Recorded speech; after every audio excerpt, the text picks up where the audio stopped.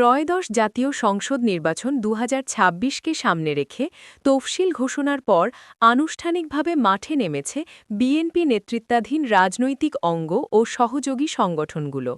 তারই অংশ হিসেবে পঞ্চগড় ০১ আসনে বিএনপির মনোনীত প্রার্থী ব্যারিস্টার মোহাম্মদ নওশাদ জমিরের পক্ষে আনুষ্ঠানিক নির্বাচনী প্রচারণা শুরু করেছে পঞ্চগড় পৌর যুবদল।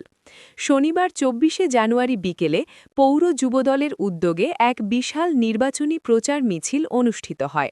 শহরের প্রধান প্রধান সড়কগুলি প্রদক্ষিণ করে করে মিছিলটি জেলা বিএনপি কার্যালয়ে গিয়ে শেষ হয়। মিছিলে পৌর যুবদলের ৯টি ইউনিটের নেতাকর্মীরা দলীয় পতাকা ও প্রতীক বহন করে বিভিন্ন স্লোগান দেন এবং আসন্ন জাতীয় নির্বাচনে ব্যারিস্টার মুহাম্মদ নওশাদ জমিরের পক্ষে সমর্থন আদায়ের চেষ্টা করেন।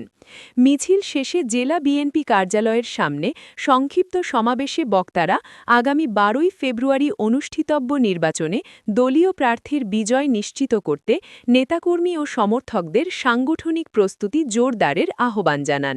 সমাবেশে পৌর যুবদলের সভাপতি আরিফুল ইসলাম ইরান ও সাধারণ সম্পাদক রাজু করিম ভোট গ্রহণের দিন পর্যন্ত মাঠে থেকে সক্রিয় ভূমিকা পালন এবং ভোটের ফলাফল না পাওয়া পর্যন্ত সতর্ক দৃষ্টি রাখার ওপর গুরুত্বারোপ করেন।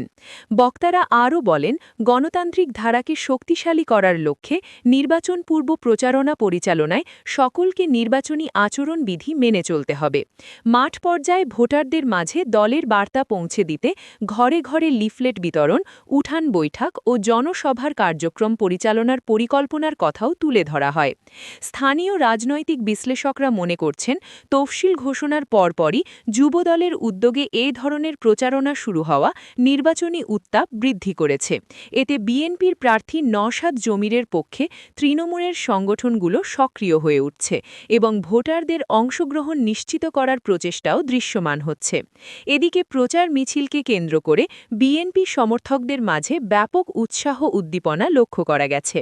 উল্লেখ্য, বাংলাদেশ নির্বাচন কমিশনের ঘোষিত তফসিল অনুযায়ী আগামী ১২ই ফেব্রুয়ারি একাদশ জাতীয় সংসদ নির্বাচন অনুষ্ঠিত হবে। পঞ্চগড়ের ২টি আসনসহ দেশের অন্যান্য আসনেও প্রধান রাজনৈতিক দলগুলো ইতোমধ্যে সমর্থক ও ভোটারদের মাঝে ব্যাপক প্রচারণা চালাচ্ছে।